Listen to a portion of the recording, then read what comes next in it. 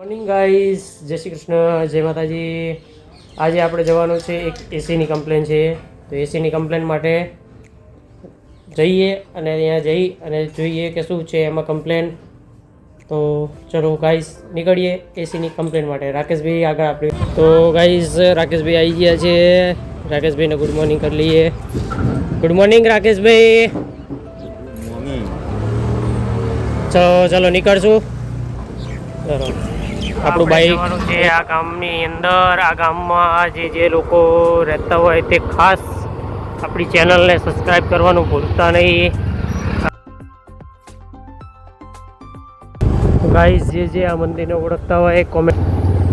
તો ગાઈઝ એસીને આપણે ચાલુ કરી દઈએ. પહેલાં એસી ચાલુ કરી પછી આગળની પ્રોસેસ કરીએ.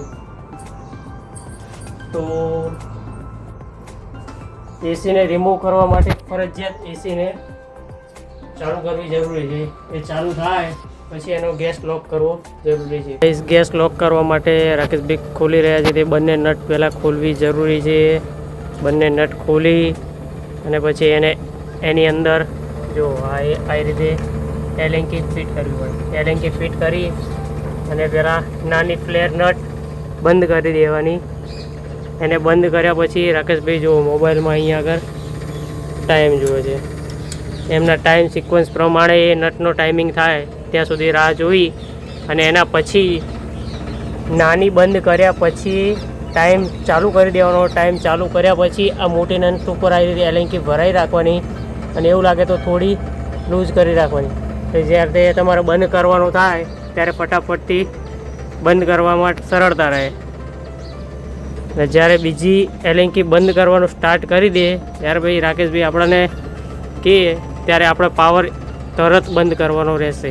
રિમોટથી કરો કે સ્વિચથી બંધ કરો, પાવર જ્યારે આ એલેન્કી બંધ કરી દો તમે નટ એટલે તરત પાવર બંધ કરવાનો રહેશે. રાકેશભાઈએ એલેન્કી બંધ કરવાનું ચાલુ કરી દીધું છે, એટલે કે વાલ બંધ કરવાનું. એટલે એસીનો પાવર ડાયરેક્ટ ઓફ કરી દેવાનો. એટલે એસી આપણું બંધ થઈ ગયું.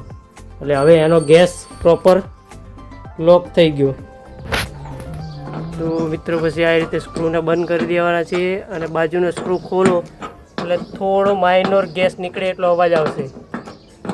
જો થોડો માઇનોર.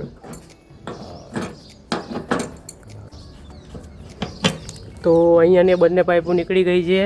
હવે આપણે અંદરની પાઇપો ખોલી નાખીએ. ત્યાં સુધી અહીંયા આગળ આ નટ જે ખોલવાના છે, આ નટ એ ખોલી અને એસીના આઉટડોરને રિમૂવ કરી નાખીએ.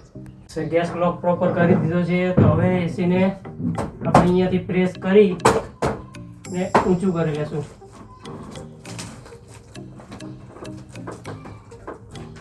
ઊંચું કરી અને એની પાછળ પેકિંગ ભરાઈ દેવાનું. એટલે જેથી આપણને ખોલવા નીચે અહીંયા તમને દેખાતું હોય તો આ જગ્યા છે. આ જગ્યામાં નટ આવે છે બે સામે કોપરની.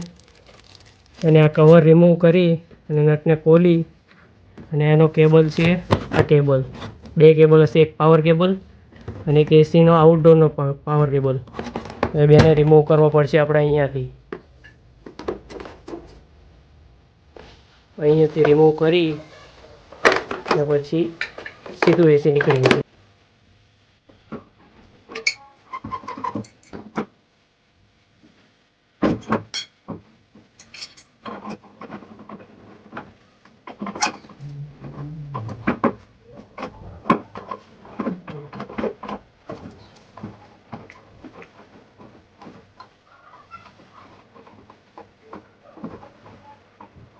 તો આ રીતે રિમૂવ કરી નાખવાની. રિમૂવ કર્યા પછી એની અંદર સ્પ્રિંગ નાખી દેવાની.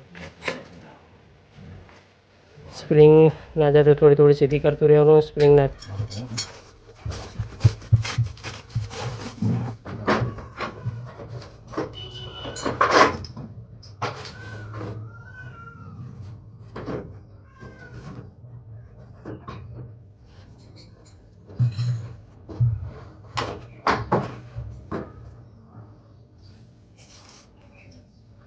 તો એલજીમાં આ ટાઈપના કનેક્ટર આવે છે. સીધા કાઢવાના જોઈએ. સ્ક્રૂ ખોલવાનું કોઈ ચિંતા નથી.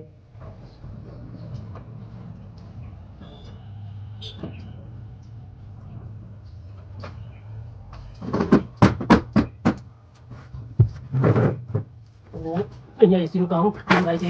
એસી કરી એસી ખોલ્યા પછી ખાસ મિત્રો આ પ્લેટ એને ખોલી જ લેવાની, નકર બીજી પ્લેટ તમને જલ્દી મળવી મુશ્કેલ છે. તમારે બીજી પ્લેટ માટે બીજી બધું કરવાનું હતું. એસીનું કામ ગાઈઝ આપણે પૂરું કરીએ છીએ. આપણો વ્લોગ અહીંયા આજનો અહીંયા પૂરો કરીએ છીએ. મળીએ નેક્સ્ટ વ્લોગમાં.